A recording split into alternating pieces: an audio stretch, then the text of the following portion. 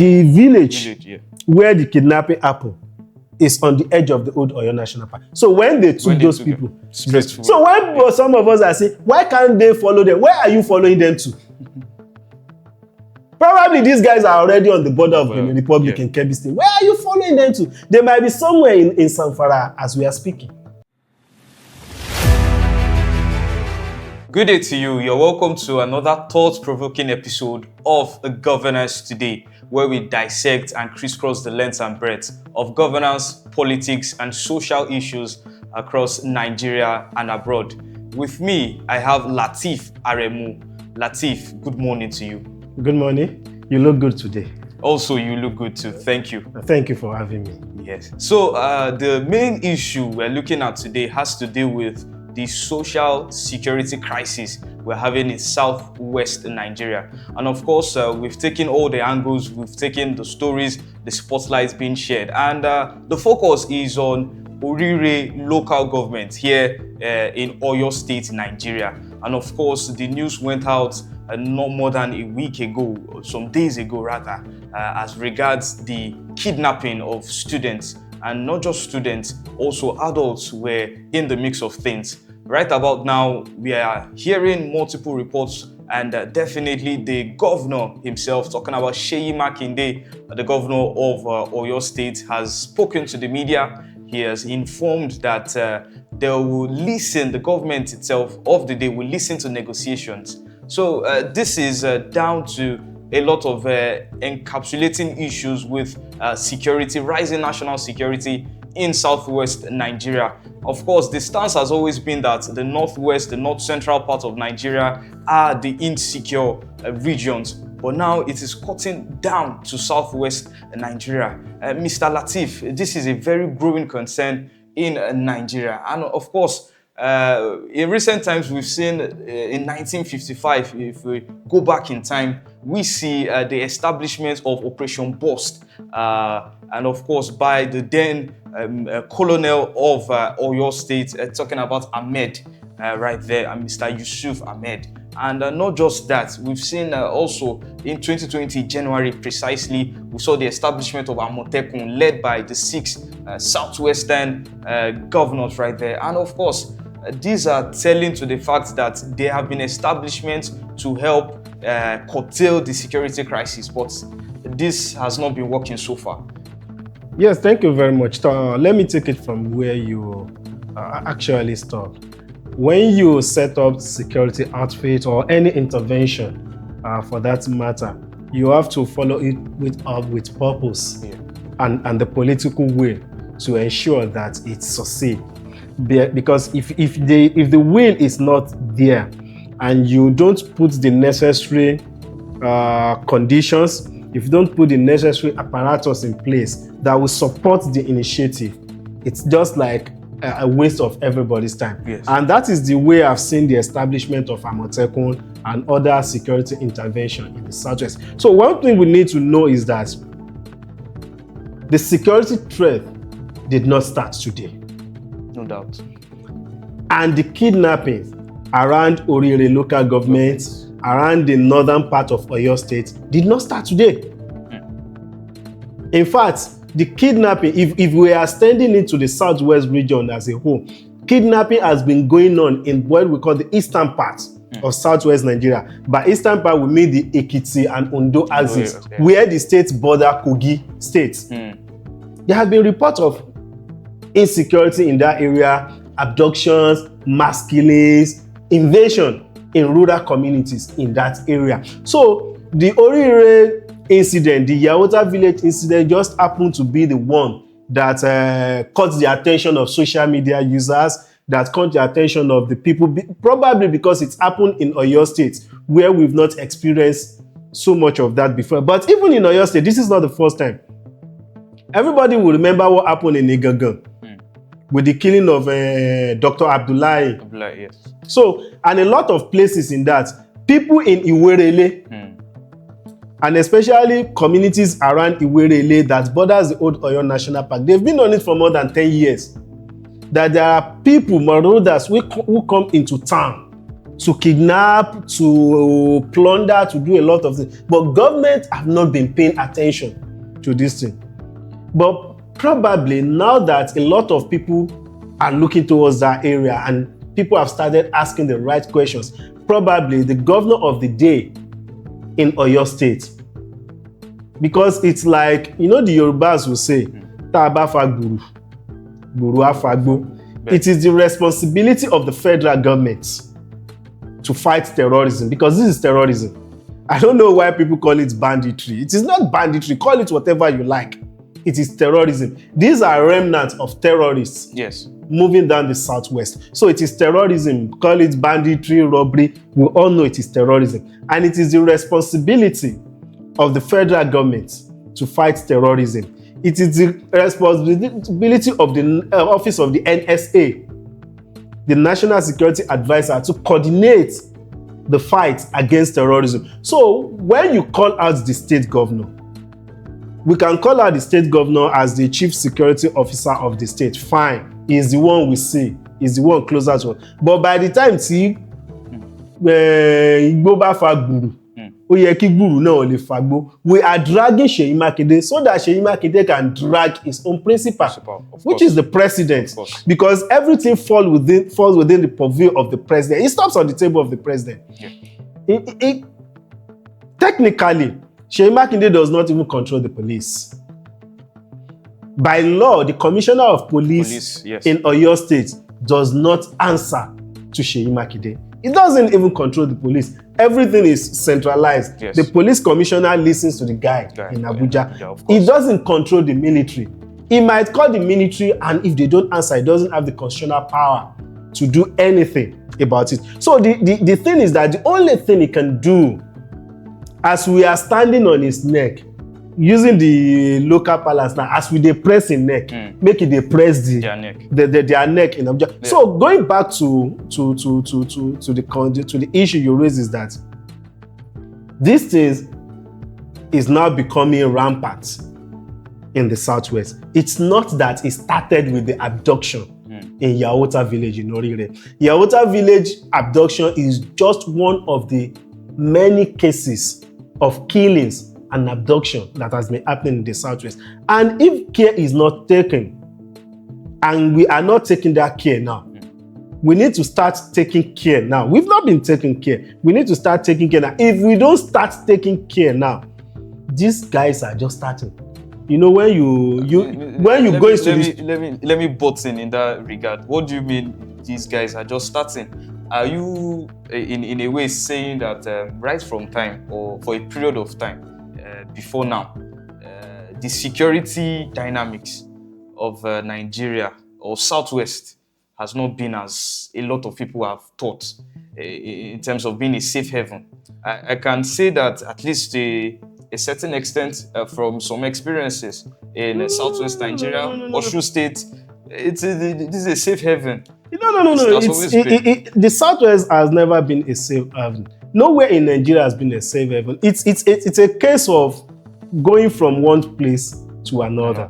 And if you go back into history and you understand how invaders operate, nomadic invaders, when you look at these people who commit this kind of crimes, they are usually nomadic people who are on the move. They are always on the move. That is why it's usually difficult to either stop them or get them arrested. So the only thing you can do is to prepare for them.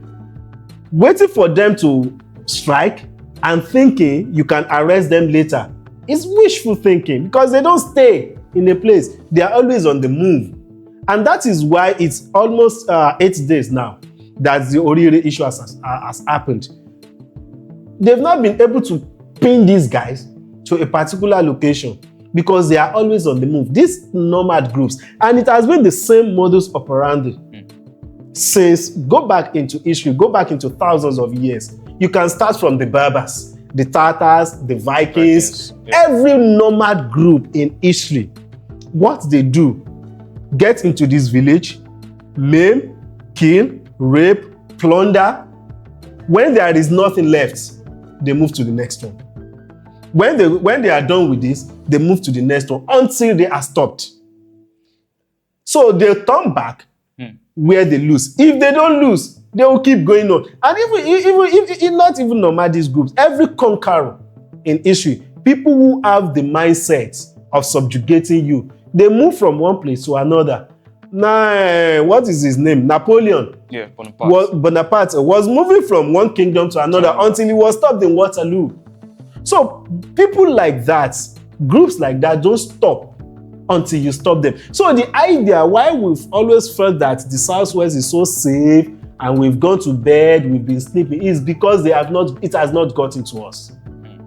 They were moving from regions, started from the northeast, moved to the northwest, Yeah. moved to the north central, moved to the where we call the middle belt. Now it is now our turn in the southwest. So if we don't stop them, they will keep moving like that. So it's either, and how do you stop them? You don't stop them after they've established a domain within your domain. Don't let them establish enclave. Don't give them the idea that they can stay.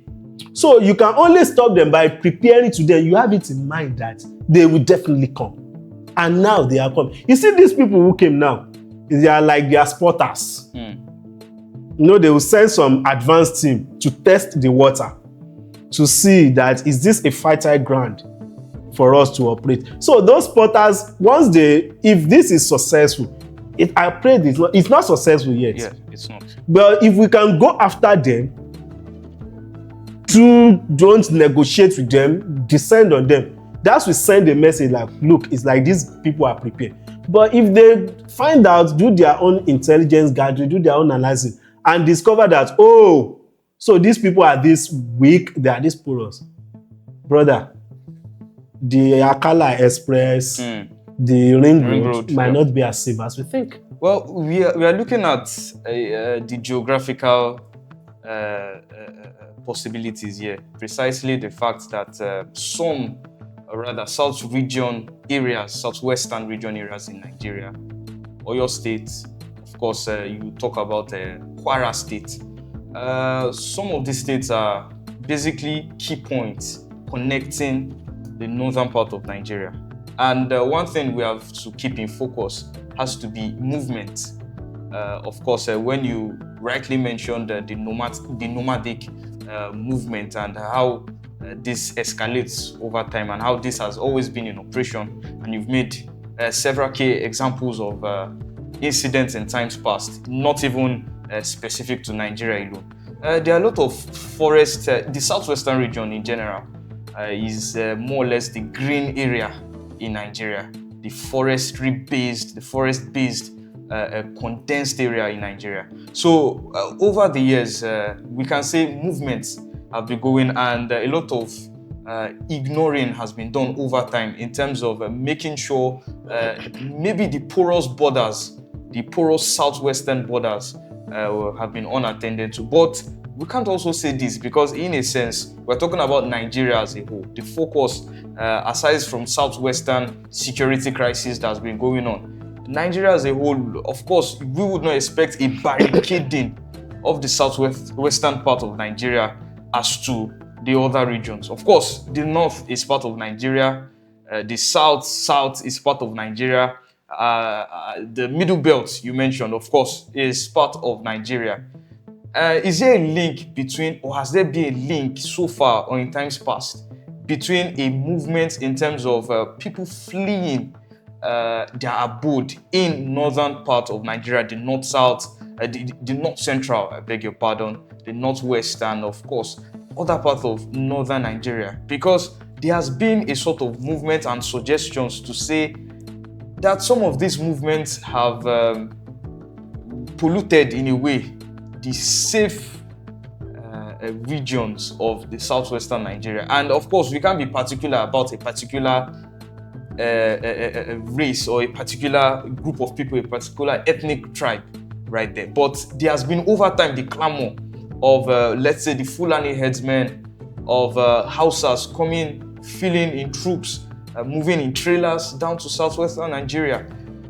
Has this, in a way, been a connecting factor with the southwestern security issues? Well, you can't. There are issues here. Yes. And we have to be careful.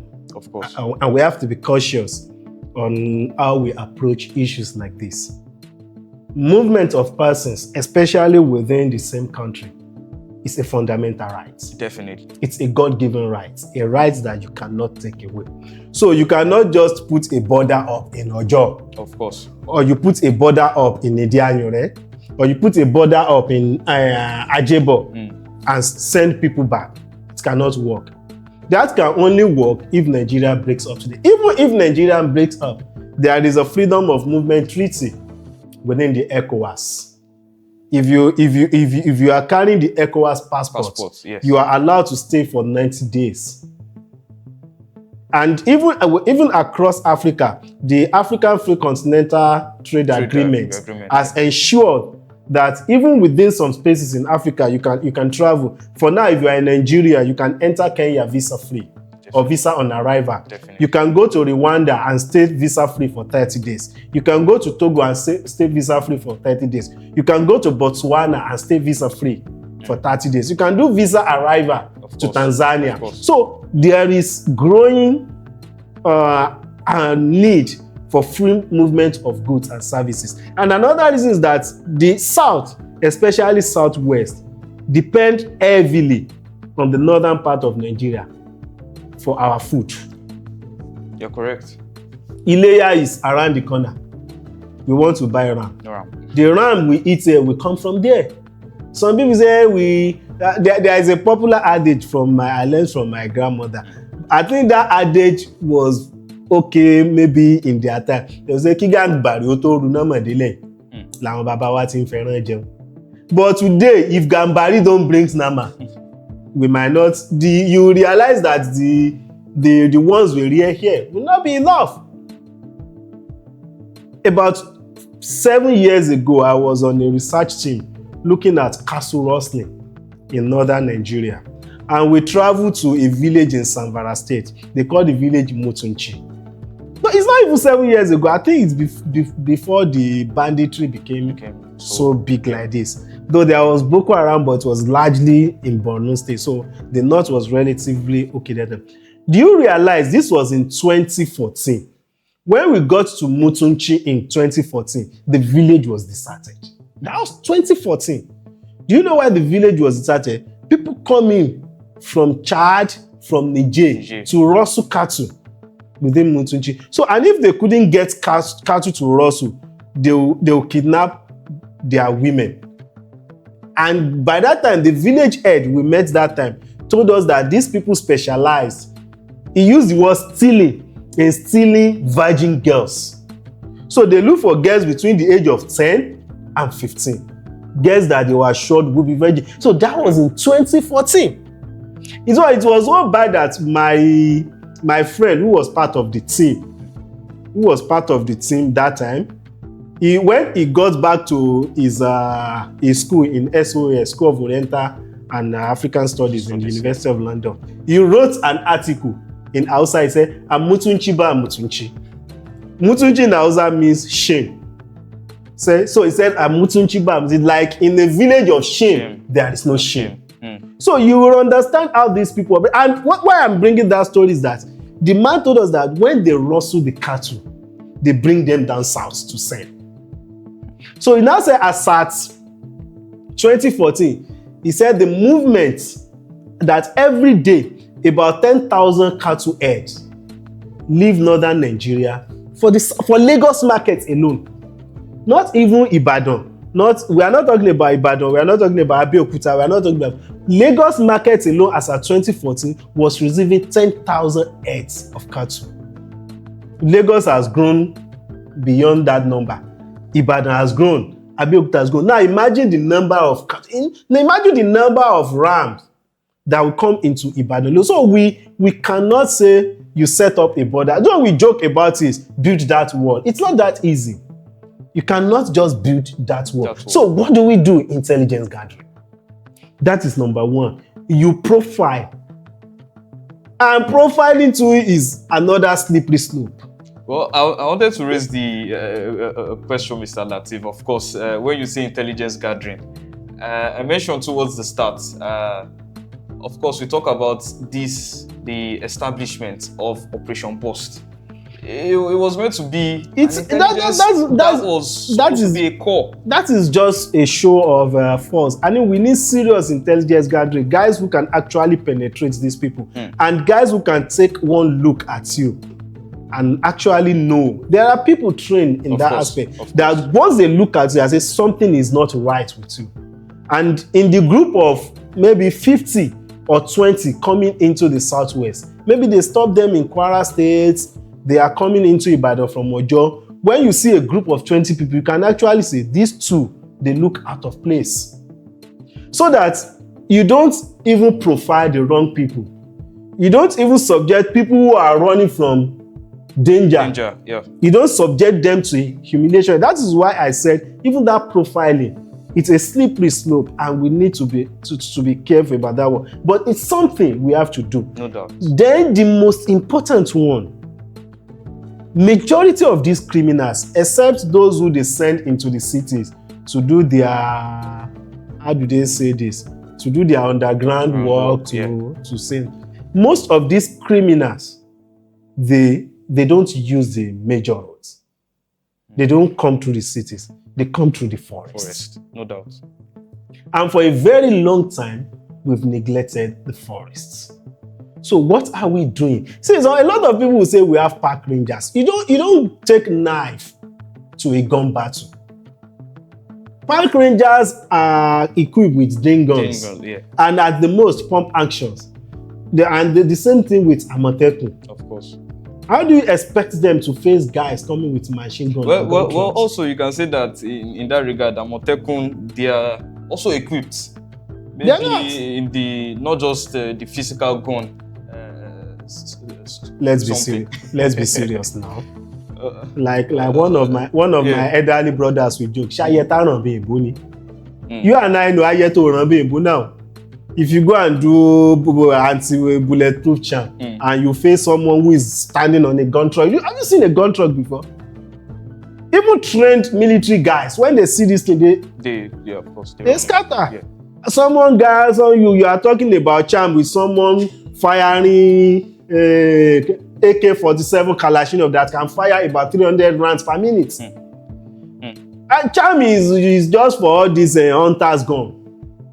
Why, if you want them to face these people, you measure up, you equip them, and you train them appropriately.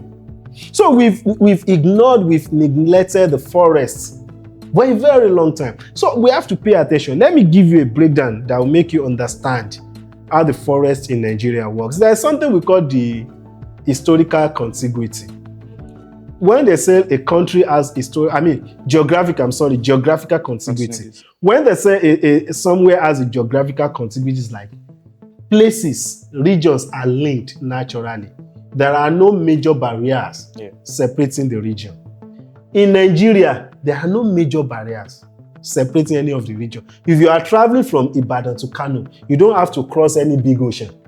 You don't have to climb any serious mountain. It's a smooth terrain. Yes. Our forests are the same thing. If you have been following the fight against terrorism, insurgency in the Northeast, the most dangerous area, there are two dangerous areas in the fight against Boko Haram. And those areas are dangerous because those areas are like the entry points. If we should lose that area, we are done. The whole country is gone. And that's where you hear the news. Boko Haram, ISWAP, all of them, they are in control today. Before 24 hours, the military has taken over. Because they cannot let them take. We call them the garrison area. They call somewhere the Timbuktu Triangle. You see, the Timbuktu Triangle is the region between Niger, Chad, and Nigeria. That is like the entry point. If you want to come through normal area, that's like the entry point. And if they should control that Timbuktu Triangle, there's a problem. That is where we've lost the most soldiers. There was a time around 2015 that we lost about 700 soldiers in Timbuktu Triangle in a day. It was, and We did not abandon it further. The following day, we send in the tough guys, the SBFs, the Nigerian version of the Navy SEAL. So we sent in those boys and they cleared that area. And it has been like that. Today, Nigeria will control the military, the government forces will control it for like 2 months. 2 months, yeah. Then those Boko Haram guys will come and they will control it for like 1 week. We'll go back and control it because it is like the key area. Another key area is the garrison town of Mate. I think anybody paying attention to that conflict will have heard of Mate. Mate is the entry point to Alanguru Forest. The Alanguru Forest links Sambisa Forest. So you can travel from Sambisa Forest passing through Mate town. That is what Shekau tried to do, but he couldn't because the Nigerian military. You know what they do? Yeah. At the time of Shekau, even up till now, the Nigerian government will be, the Nigerian forces and the multinational, excuse me, JTF, yeah. They will be in the Mate town with their gun truck, with their armor tank. And the terrorists will be inside Sambisa Forest. They can actually see each other. But you dare not cross. The only time you see the Nigerian military trying to cross is when they have air power. They can bomb them. Do you know why they cannot cross? The military, the terrorists, they've planted mines across from the outside. And the Nigerian side too, they've planted mines. The terrorists cannot cross. But you know the terrorists are daredevils. At times they just send in like 20 of their people to die.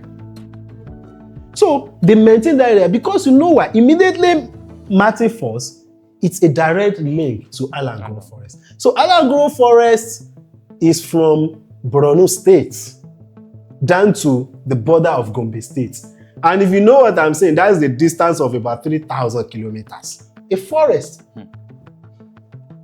that covers, that is more than the size of the whole of Southeast Nigeria. So immediately that, and it's not as if the forest stops there and you start meeting them. That forest now joins the Ashaka Forest.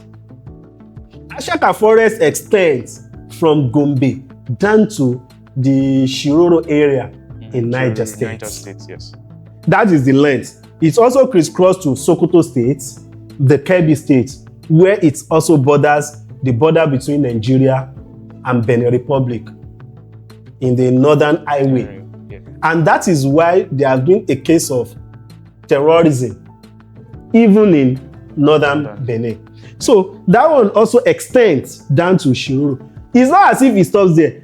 You will now enter what we call the Old Oyo National Park that cuts across Kwara, Oyo, a little part of Ogun, and down to the J5 forest in Ondo State.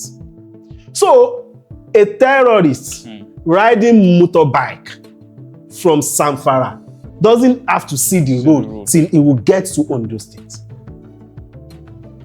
Can you see the connection? And let me now see Old Oyo National Park, the village where the kidnapping happened, is on the edge of the Old Oyo National Park. So when they took those people, so when some of us are saying, why can't they follow them? Where are you following them to?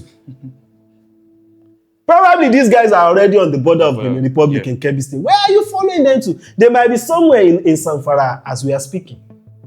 They might even be in Ondo State as we are speaking. Wale Wankishi. In fact, they might even be in the forest of Idianyore. You don't even know where they are because all these forests, they are connected. And it's not as if you move small, you will get into town. Yeah. You move within forest for thousands of kilometers in length and breadth. So it is very difficult. That is why I said initially that you don't wait until they strike. If they've already stricken, that means it's already late. You prepared. You will surely know that these guys will come because immediately they started losing the war against our military, and they are losing the war against the military. They will move to a place that is a bit comfortable. Yeah. That is what they do. Well, speaking controversially, some would say if we're talking about security concerns, terrorism, kidnapping, today, tomorrow, in Nigeria, there are some links, or some would say there are some links with the election cycle period and the incessant rising in terrorist activities. Are we saying that some of these intricacies may be politicized or have political backings? We have to be careful. No doubt. So that we don't go from here to No DSS office. We have to really be careful.